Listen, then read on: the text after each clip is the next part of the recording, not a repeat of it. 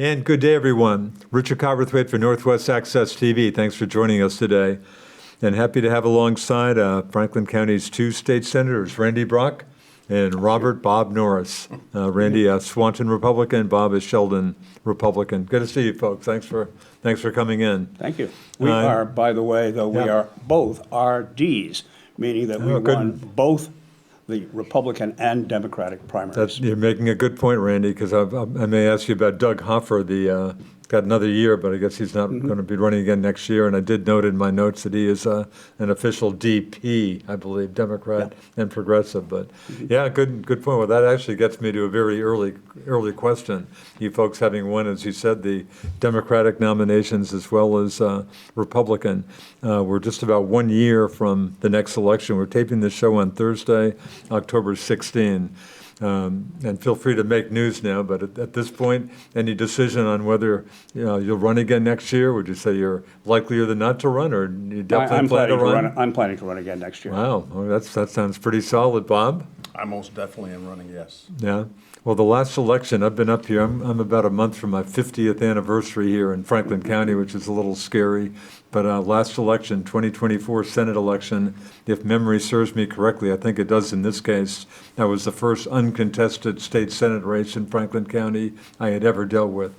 I have zero memory in my almost half a century up here of an uncontested race. Yeah. And I think I can report that next year will not be another uncontested race. Greg Rainville has told me, and you may be aware of this, but the former judge, Georgia Democrat, former chair of the Franklin County Democratic Committee, told me a while back that he plans to run for the Senate next year as a Democrat. So I think he may face some opposition.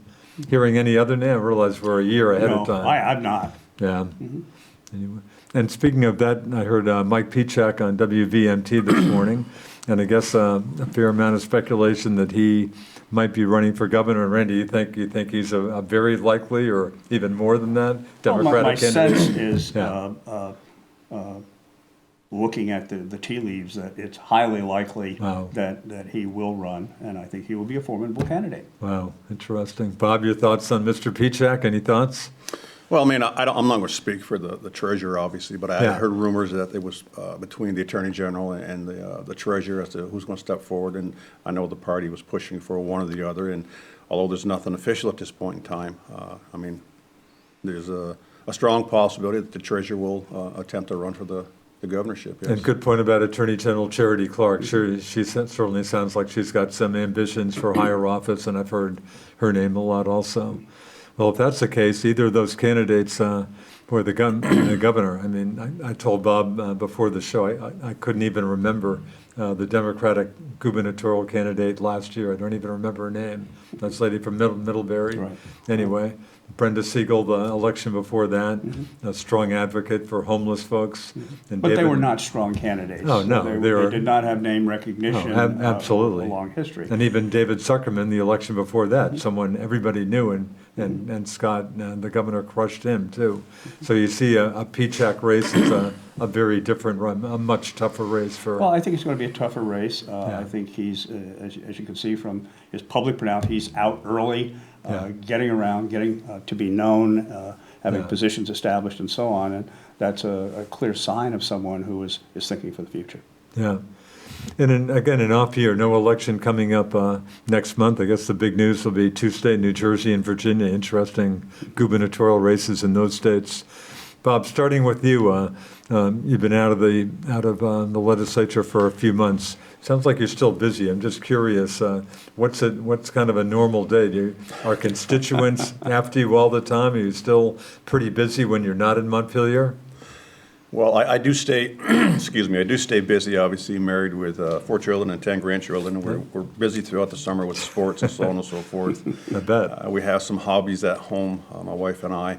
But yeah, we stay busy. I'd like to rephrase that constituents are reaching out to me, not bothering me. So, but yeah, we stay busy, and I'm sure Senator Brock does also as far as meetings. I mean, every day of the week it seems like there's something going on. There's something going on again this evening. I was at something yesterday, and I also sit on 3 different summer committees: the County Governance Committee, the Joint Legislative Justice Oversight Committee, and I'm a member of the Judicial Nominating Board for judgeships throughout the state of Vermont. So I stay somewhat busy throughout the summer, yes. Boy, the last thing you mentioned, the governor's got, what, 2 appointments to make coming up to the Vermont Supreme Court? Yeah. Among other things. And of course, Governor making new, well, actually, let me hold off on that. There are a lot of issues to deal with. Randy, how big do you keep pretty busy I do. when you're out of Montpelier? I have about the same number of off-season committees that Yeah. Senator Norris does. Probably the principal one is the Joint Information Technology Oversight Committee, which we meet as a minimum of twice a month right now. I'm on the committee that deals with judicial rules, and a number of other committees of one type or another. And so we do have committee meetings throughout the year. Do you get, and obviously you're getting paid when you're in Montpelier. You don't get any pay for your summer work, or do you? We get paid on a per diem basis. You do. So if we're there Okay. for a day for a committee meeting, we get paid for that day Okay. at the legislative rate. Okay. But to reiterate, Yeah. we do not receive pay for Right. anything that's not associated with what we do in Montpelier. You know, Right. the local meetings and so on and so Yeah. forth. Those are just things that we're interested in the communities as to what's going on. Yeah. And it's a responsibility too, Yeah. because you have to stay abreast of what's going on, and you have to stay abreast of what people are interested in and concerned about just to prepare for next year. And Yeah. one of the things that we typically do during the summer is think about legislation that will be introduced Yeah. in the upcoming session and work with legislative counsel to get that legislation drafted and work with people who have interest in that legislation to get Yeah. opinions and outlooks as that legislation is being developed. And that, of course, is not compensated either. Right. Randy, going back to your stint as a state auditor, sounds like we'll have some changes in state government coming up next year, obviously, especially if Pichak or Charity Clark run for governor. But Doug Hoffer, I guess, announced a while back that he would not be running for another term. Correct, he After, boy, is he in his 6th term? Does that sound about right? Could be. Something like that. Something like that, yeah. As a former state auditor, how do you think Doug Hoffer's done in your old job? Well, he and I agree on some things, and we disagree on a number of other things in terms of approaches. Yeah.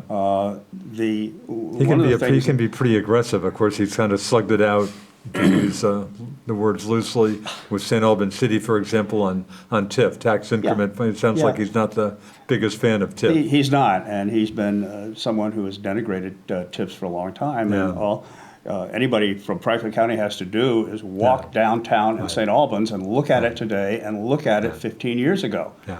And the money from TIPS was material in making those kinds of changes and implementing a rebirth of St. Albans City. And we can all see it for ourselves. Yeah. One of the things that you have to understand as auditors, everything is not measurable in the way that an auditor would want to measure it. You certainly want to measure and determine whether or not those things that the state is investing in is producing a return on investment, but there are a number of things that you can't do, that you cannot apply an accounting measurement to. And that you recognize that TIPS is one of those things. What you have to do, though, is make sure that you're not doing harm and that it is reasonable in terms of the kinds of results that you see over time that lightning would not have struck and made those changes absent something. And then what was that something? In this case, I think it was TIPS in St. Albans. Yeah, the term is what, the what-if term?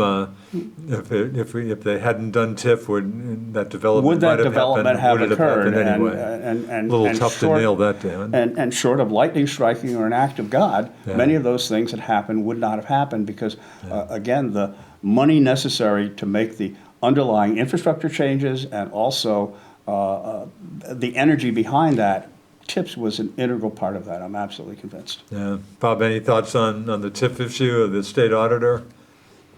Well, I have nothing to comment on the state auditor's position. Yeah. Randy's the expert in that particular Yeah. area.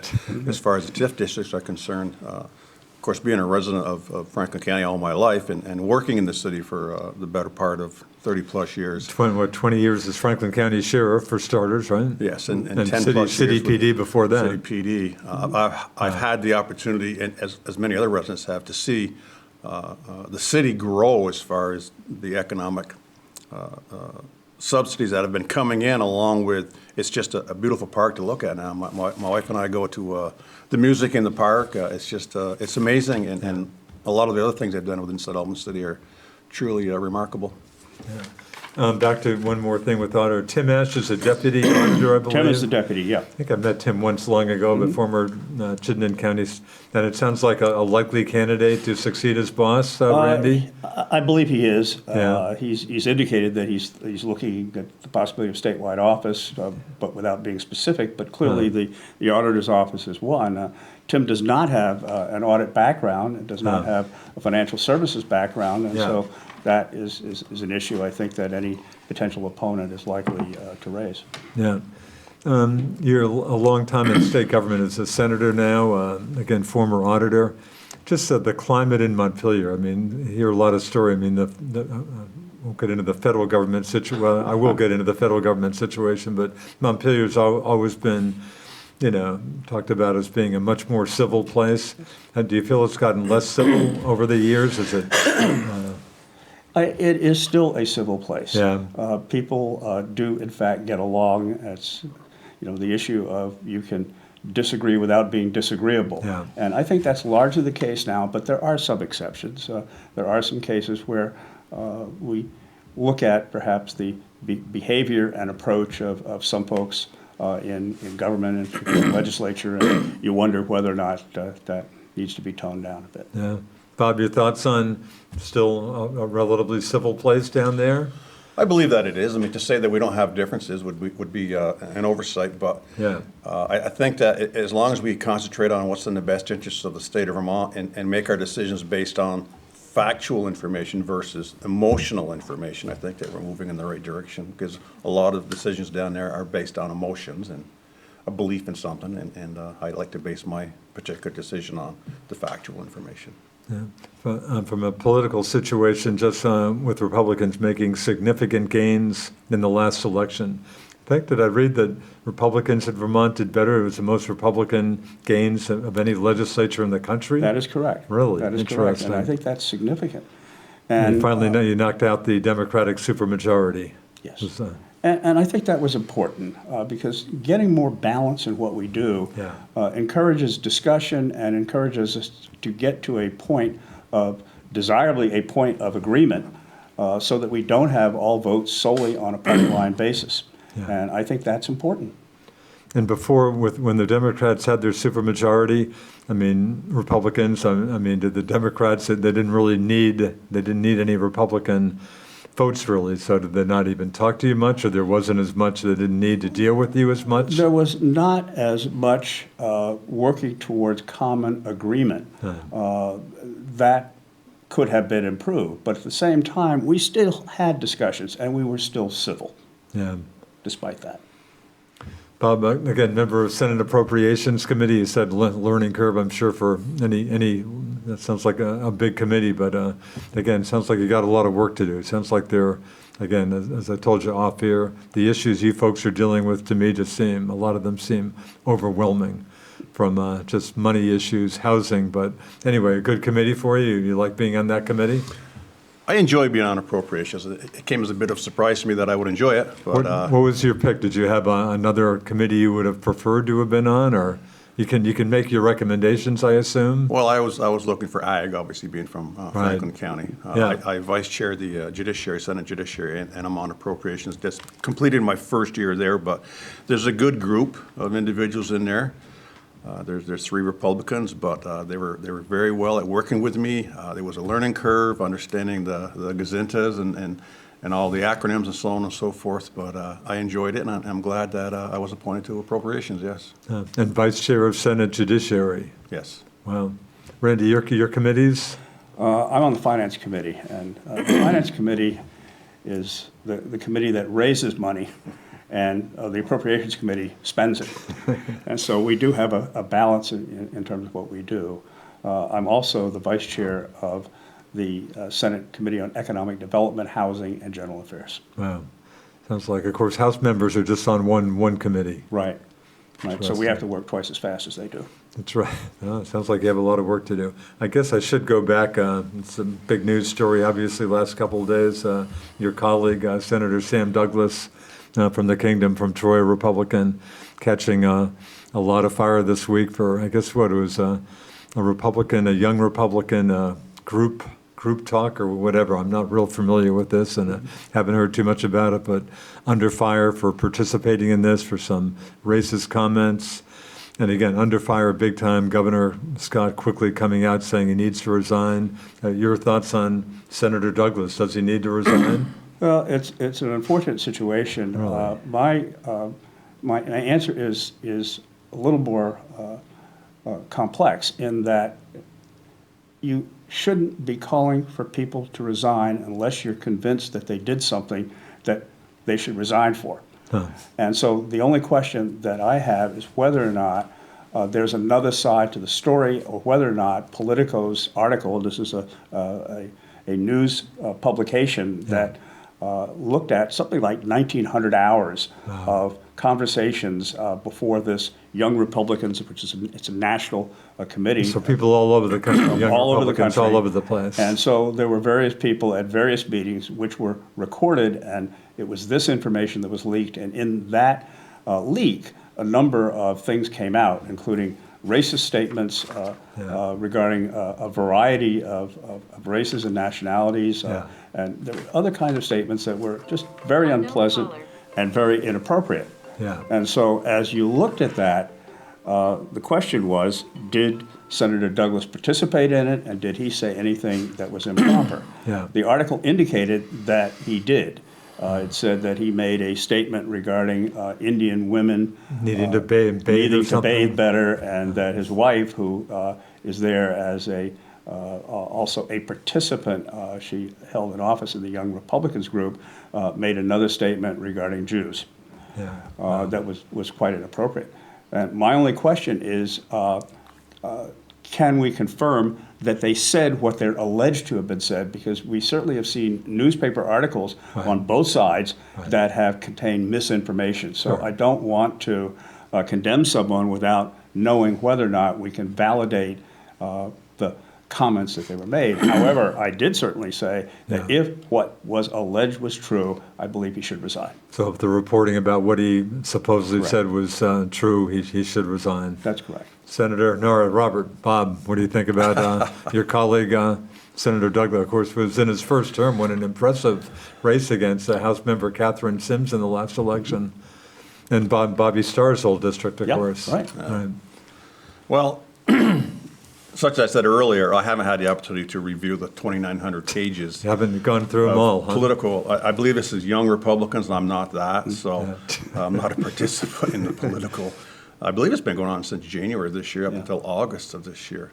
I concur with Senator Brock's thoughts on let's make sure that it actually happened. And if so, then I would say yes. I mean, the governor has stepped forward. The GOP Executive Committee has stepped forward and said if they can show that, yes, he did participate and these were his actual texts, then I agree that he should resign, because there's no place, and folks are saying there's no place in politics for this, but there's no place in politics along with society as a whole for this type of actions or words that are being put out on the text emails or whatever they may be. Yeah. And do you think he'd been off to a good start, again, a first-term senator? I mean, this came out of the blue, obviously, totally, I assume. Yeah, he's been working hard. He's been a participant. He's contributed to the discussion. Again, he's new, and so I think he had the opportunity and may still have the opportunity for substantial growth in the future. But this is the kind of thing that ends political careers. Wow. Wow. And actually, as I think another issue kind of related to him, and I think I might have lost track of the Franklin Senate District. Montgomery is still in his district, the Orleans District, I Yes, believe. Montgomery is But not part of Franklin. Did Richford came back into the Franklin Senate Correct, District? yeah. And the Richford was gone for a reapportionment- number of Right, the My old friend Vince reapportionment, that Saluzzi, changed. Vince And- had Richford for years Right, when he was senator. Right, yes, but So Richford is our responsibility right now, the district, Interesting. and we spent considerable time in Richford Sure. dealing with Richford issues, and and concerns. So that's good. Richard's back. Unfortunately, Franklin Senate District lost Fairfax. We lost Fairfax. My good friends that's in correct. Fairfax, not happy about that at all. They're in, what, the Chittenden North, whatever Yes. that district is? Chittenden North. Boy, it gets, and of course, Alberg is still in Franklin Senate District. Yes, that's correct. Anyway. And a lot of this trading back and forth, it's population change. That's Sure. what drives it. Yeah. And it's numbers so as to keep a relatively even number of people in every senatorial district so Yeah. that one doesn't favor another. And when you have districts that cross county lines, as we do, as we have for Yeah. a number of years, these issues are important. Yeah. That's right. So Richford is back. I kind of thought that, but I Yeah. hadn't even put that down in my head.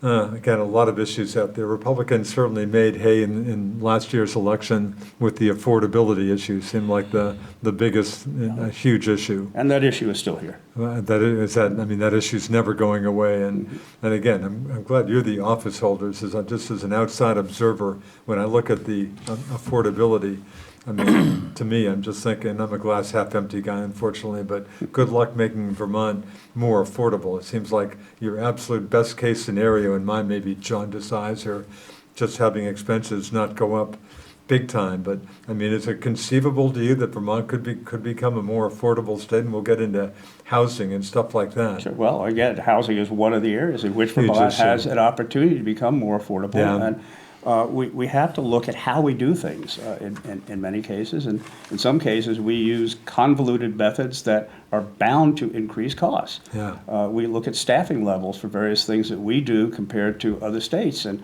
we're out of balance in some cases. And again, these are ways that we can affect change that can affect the bottom line. And there's more of an impetus for us to do that because people are concerned when they look at these tax bills. You know, in Franklin County, we just had, yesterday was the day in which we paid our property taxes for the year. And, they should have had an ambulance in front of the town hall because these are staggering costs. Yeah. And even though the line was held this year, If the only line because you grabbed, what, $77 million? Correct, is because we took money that we had and used it to pay down the property taxes so they didn't increase the way they would have otherwise. As in for, what, 14% on average the year before? Correct. Most, yeah, it's a little over 13. But the point is, what are we going to do next year? Right. And the year after, and the year after that? We're on a trend that we've got to change. Yeah. And we've done some things. Some of the work that we did on housing last year was designed to do it, but it's not enough. And Governor Scott in the news, his executive order, 06-25 or something, but that's getting a fair amount of attention with criticism from Democrats. But is that, can you get into that? Does that mean much to you? It doesn't mean much. It's too early to tell from my standpoint as to what the effect of that is going to be. Yeah.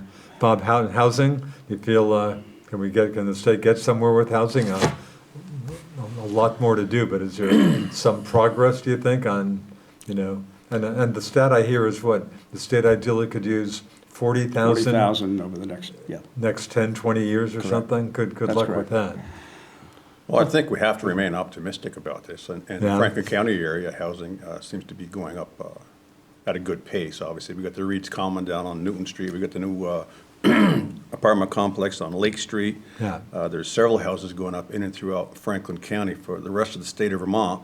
I mean, I sit back and listen to what their representatives or the governor has to say in reference to that also. But, and part of the problem is there's still some housing that's available out in the state of Vermont, but we keep saying affordable housing, and therein lies the problem. If you look at the cost of housing, the average cost of housing in the state of Vermont since COVID, and I hate to keep bringing back that, it's gone astronomically out of control. And Yeah. so it's the affordable housing that most Vermonters can't afford. So we're attempting to address those situations and build other units and or houses or duplexes to help them in their quest to find housing. Do you want to, Yeah, I would agree with that. But we look at a variety of things, such as what does it cost for materials, what does it cost for labor. But one of the things that we've been neglecting, I think, is what is the cost of time? There's a time value of money, and we have this tendency to add such complexity to what we do, such review processes that involves so many people and so many different organizations and agencies. And each time it drags out the ability to complete something. And when we compare what does it take in New Hampshire, what does it take elsewhere to build a house, we are way, way, way out in the wilderness. And that is one of the biggest problems, because if you start, if you we talk to developers who develop, let's say, a 50 housing unit in Chittenden County. In some cases, it takes them 3.5 years to go through the permit process to get that done. We have to come up for ways to protect our environment, protect the kinds of things that we really want to see in housing, but to do it faster. We cannot have these kinds of delays because it makes it impossible to build an affordable house.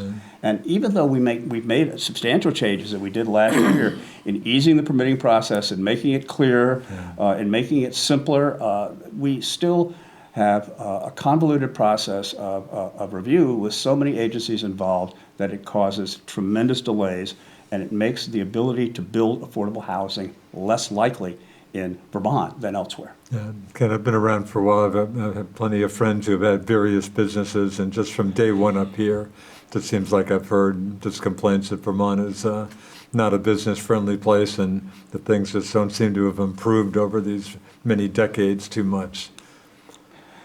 I think they've improved, but they haven't improved fast Enough, enough. yeah. That's probably the real reason. Yeah. So you're optimistic, Bob? I mean, you think things can get better on the affordability front? You're not conceding defeat on that, I trust. I'm not going to concede defeat on that, obviously. I mean, we need to find a mechanism. I believe Vermont is behind Hawaii and New York as now the third highest tax state in the United States, is what I read. I always see know. Vermont in the top 10, if not top 5. I Yeah, always but see it at least in the top 10. we just can't, throw up our hands and say that's it. I mean, we're going to continue to lose our young adults and moving out. And Vermont has an aging population, as you well know. I think one out of three, all of us are here.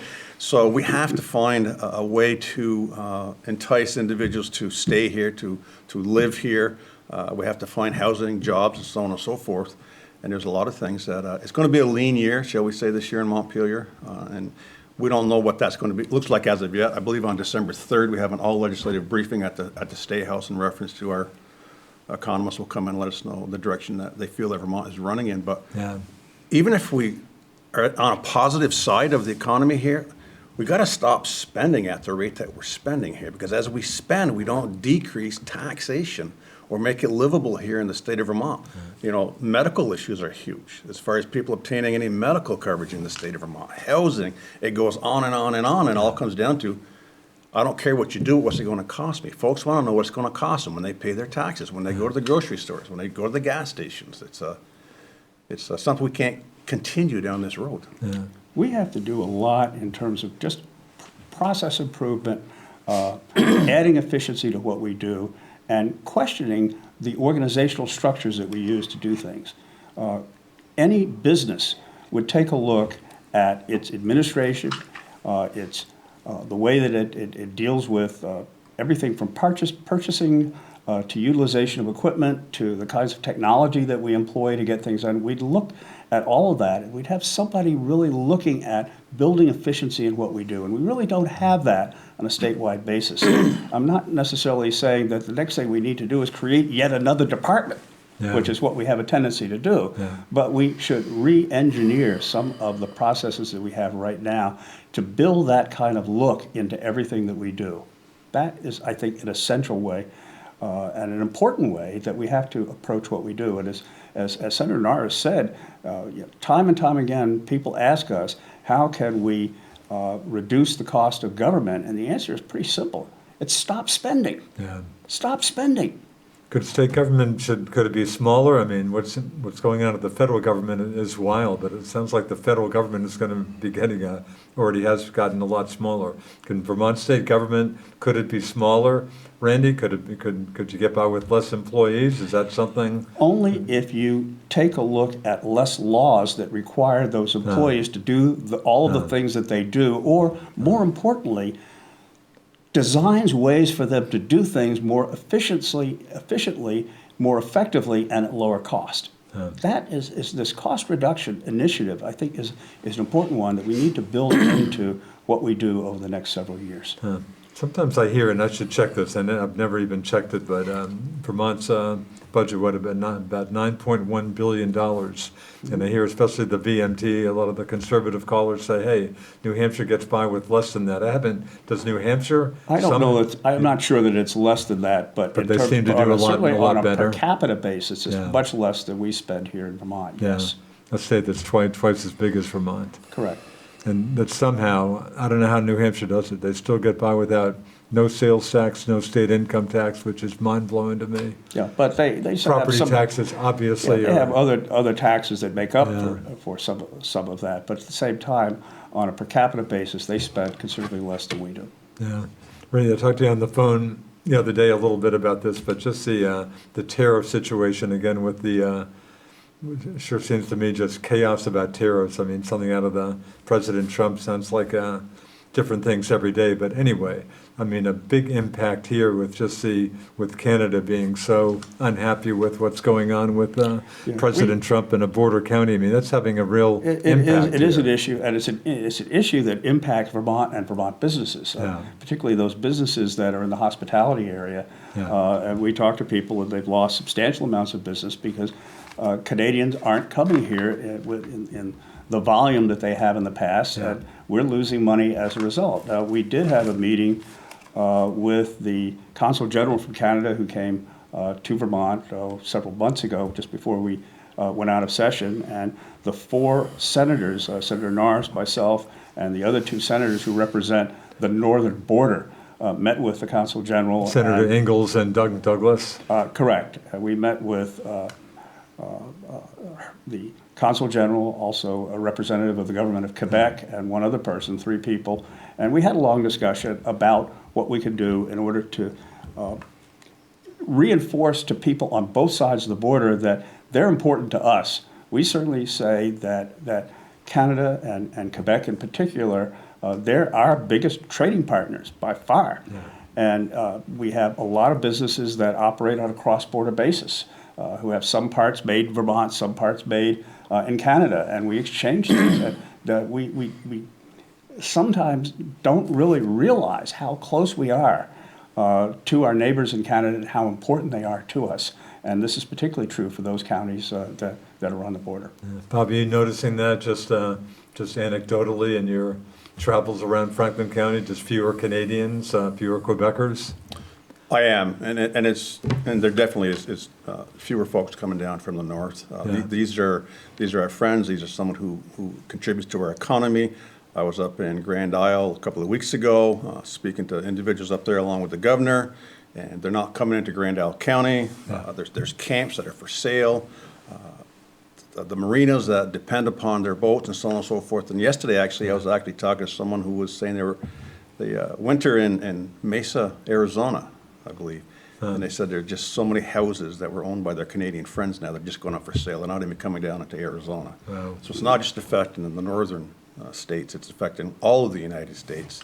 And that's a very unfortunate situation for us. Boy, it looks like a situation that no reason to think that's going to be changing anytime soon. No reason to think it's going to be changing. At the same time, we have folks in Montpelier, part of the Agency of Commerce and Community Development, who maintain liaison with Canada, with the consul generals throughout the United States, and who are instrumental in making business partnerships happen. And they're working doubly hard today, and it's very difficult from speaking with them for them to achieve the results that they were able to achieve a couple of years ago. Yeah. You got a feeling, thinking a lot of businesses around here, again, there used to be a lot of Quebec traffic, but businesses maybe, I don't know, 10, 15, 20% of their business maybe coming from Quebecers. Have you got a feel? Is that maybe not a crazy stat?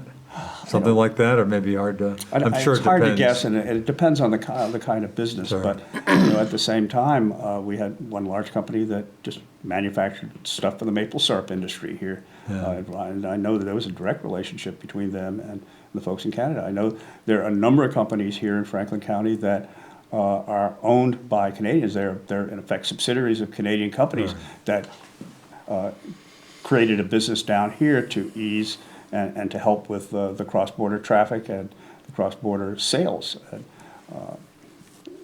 It's more difficult for them, and as much as anything else, it's the impression that some Canadians have of the attitude of the United States to them.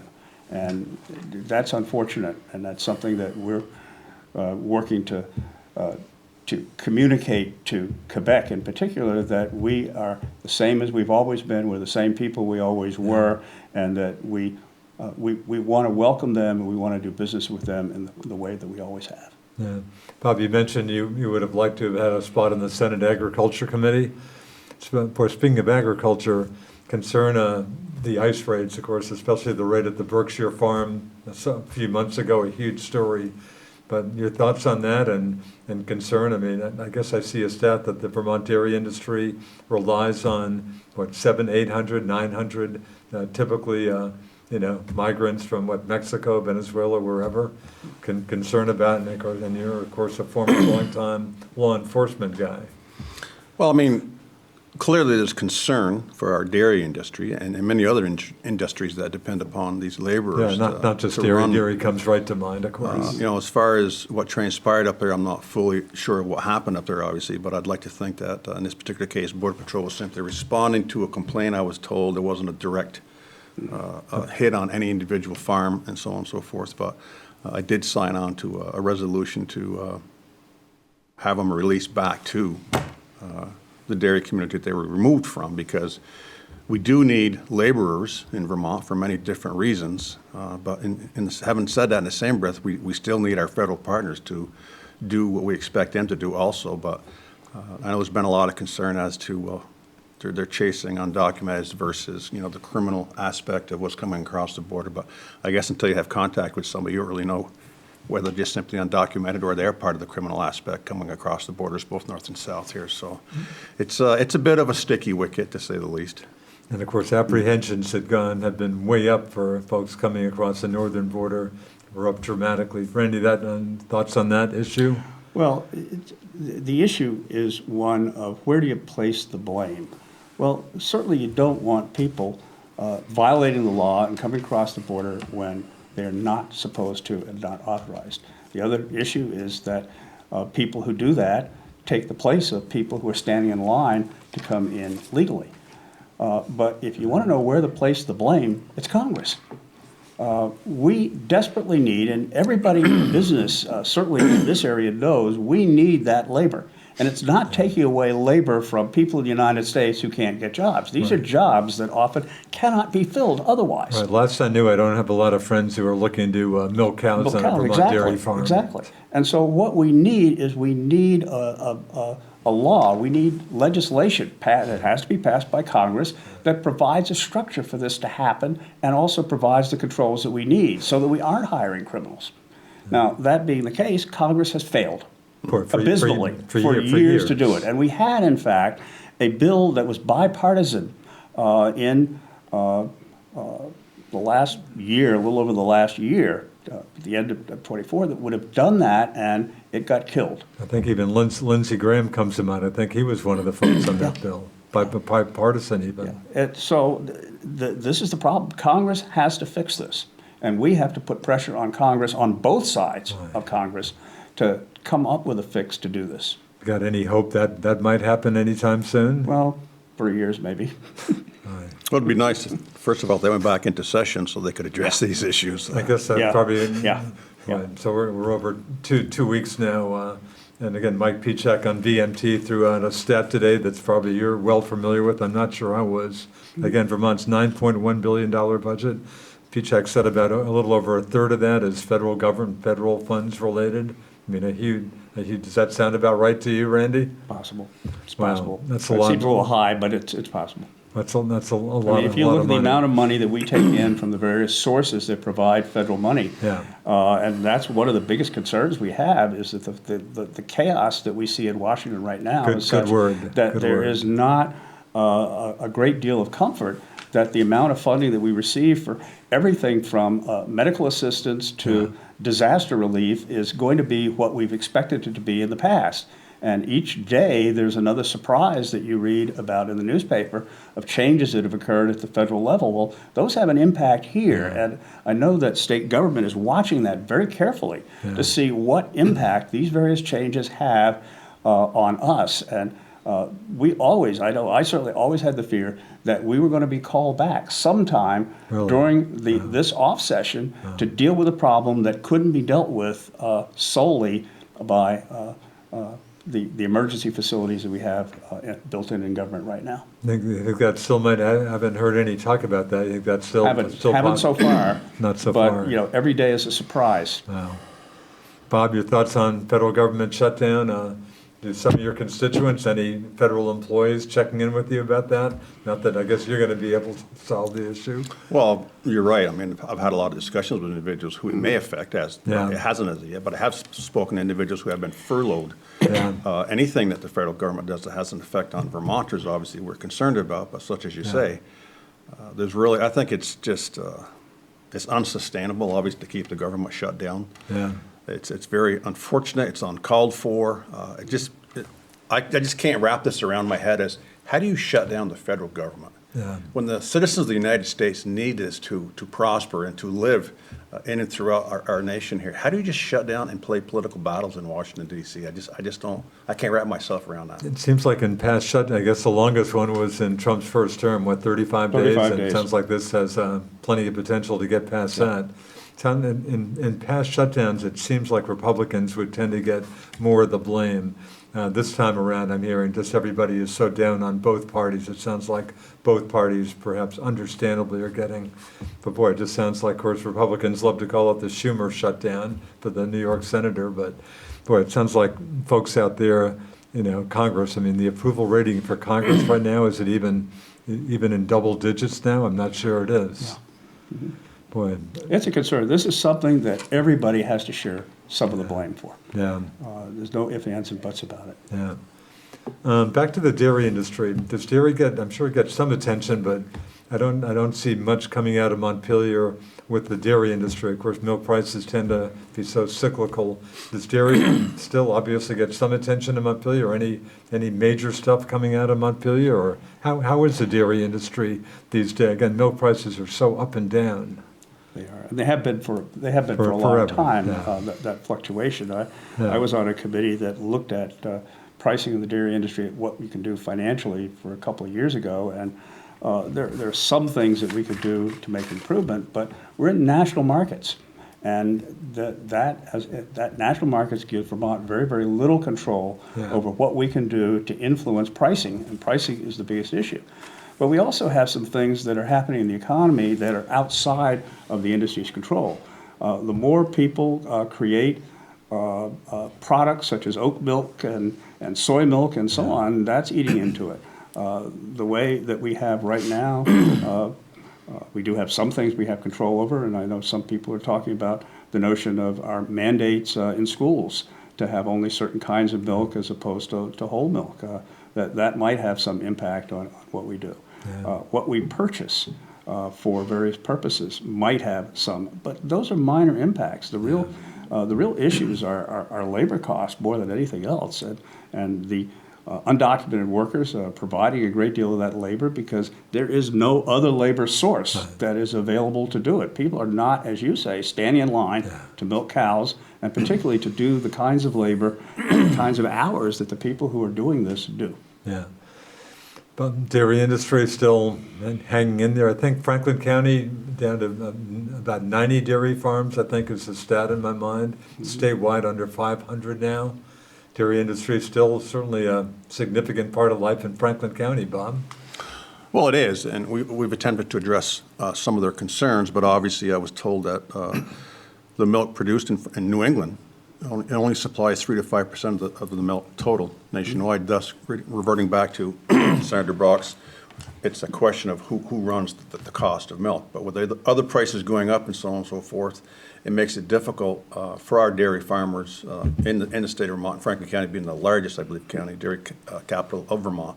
But we have done certain things to offer some protection. I know S45 most recently this past session was the Right to Farm bill. which I was a big proponent of, and I stayed with it all the way through, up through conference committee. And making it easier for folks who live near farms not to be able to, sue them about issues or stuff like that, or? Well, it doesn't take away the ability I guess to you bring can sue someone to somebody court. if you want to sue somebody. Right, but what we did was we addressed, it was nuisance versus trespass, and it was a rebuttable presumption, which comes into play here. And so, if you owned a farm, I could say, well, you're in violation of this, and it was up to you to prove that you weren't in violation of this. And right after that, Senator Brock came up and said, well, you're in violation of this. So what we done was we changed it so that we removed the rebuttable presumption on farmers and saying that if I'm saying you're doing something wrong, then it's up to me to prove beyond the preponderance of evidence that you're doing that. And if you can't come to an agreement on this, then you have the mediation aspect of it. You have to attempt to have mediation. If the mediation fails, you can go to an arbitrator. Both parties split the cost of this. But if and when you go to court, you have to bring a letter, an affidavit stating that these are the attempts that you made.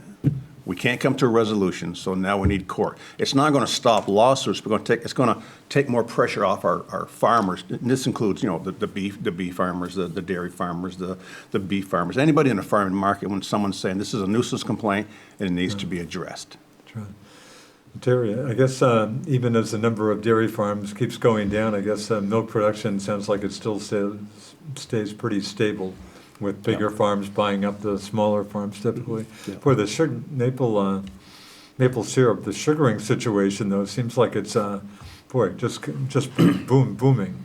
Vermont this last year produced, I think, about 2 million gallons. Vermont sugar makers, a little over 50% of the country's production.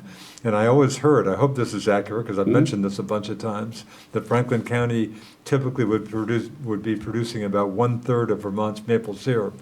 If that's the case, a stat I'd love to throw out, I hope I'm not crazy, I think you can accurately say Franklin County, Vermont produces double digits, maybe something like 10 to 15% of the country's maple syrup. That's incredible. I hope that's accurate. I hope it is. Yeah, but that's a pretty impressive stat if that's the case. Yeah. The one thing that I've been planning to do, I haven't done it yet, just for fun, is as you take a look at how the number of farms in Vermont has declined. Yeah. I wonder if over time, I wonder if the number of people working in the Agency of Agriculture has increased. Interesting. And I'll bet it has. You bet it has. Because that's what's happened with everything else. Right. We have a decline in this, that, and the other, but the number of regulators who are involved in regulating the function increases.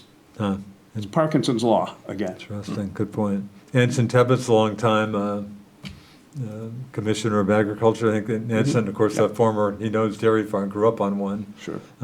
Doing a decent job, do you think? Yeah, I think he is. Yeah. And I think, there are obviously tremendous obstacles Yeah, really. that he faces, but I think my sense is he's doing a very good job. Yeah. Boy, healthcare, we could spend the whole hour on healthcare costs. Let me go, healthcare costs, you've got something I'm working on right now. Yeah, right. I'm aggravated every time I go to the pharmacy, and I've got prescription drug insurance. Yeah. And I pay As the do I. prescription, and the cost of the prescription, the cost that I have to bear increases. Out of pocket. Every year that I go, Yeah. until I learned a trick. Huh. And that is, there are probably 10 or 15 companies, starting with GoodRx, for example, that you may have heard of, that have prescription deals, and if you buy using that prescription card, which in most cases is free, you get a discount. And what I found is that the discount that I'm getting on a number of the prescriptions that I take makes using the discount from GoodRx cheaper than my insurance. Really? But the point is, how do you find that out? Yeah. Because do you go to the pharmacy and you have this list of 15 companies that provide this service, and you've got to have the pharmacy check each one of those prescriptions against that benefit. And they're not happy to do that because it's very labor intensive. Why don't we have true price transparency so that people can themselves look up that price compared to the database of what their insurance will pay as opposed to the discount from others to get that information themselves? Why is that the case? We live in an era of technology. That data is available, is absolutely available to the pharmacy. Why isn't it available to us? Sounds like a good question, Randy. Again, back to the Senator Sanders, just every day I'm hearing Bernie Sanders talk about dire consequences with the shutdown. Yes. I guess Democrats especially, big issue seems to be some COVID era subsidies for Affordable Care Act. Again, I don't have a good handle on this, but I hear dire consequences from Sanders every day. I think he said the healthcare system can collapse. Are those dire warnings legit, Well, Randy? there are concerns about the effect on pricing Yeah. under the Affordable Care Act that will go away the first of the year. And what Democrats are saying Yeah. is we need to address that now. And before we pass a funding bill, and the Republicans are saying, well, let's pass a funding bill to keep the government open, and then we'll deal with those Right. things. Right. Well, my point is you can have different perspectives, but you got to deal with that, because those are the things that are really going to hurt people. Is if your prescription drug pricing, doubles or whatever, we need to deal with how that can be dealt with, and that has to be done at the federal level. And that's the problem that I think is perhaps at the heart of this shutdown. Bob, you want to jump into that huge issue? Well, I mean, it's clearly a concern, Richard. I mean, I've heard anywhere from 54 to 56,000 Vermonters could be affected by the lack of health care. I'm disappointed that. And Medicaid cuts, I guess, I was hearing about Medicaid cuts or whatever. Disappointed that they're playing this bipartisan card down there, and we can't get folks sitting down and agreeing on something that helps everyone throughout the state of Vermont and in the United States here, rather than to play this blame game here, and nothing's getting done other than people are starting to hurt now financially and health-wise and so on and so forth because of the shutdowns here. Given the situation at the federal level, makes me think this Saturday, I guess another no King's Day protest going on. Yeah. And can I assume you won't be dealing with that, or am I wrong? Is that something? When you say dealing with, I'm not sure. I guess there'll be tons of people out protesting just their unhappiness with what's going on in Washington.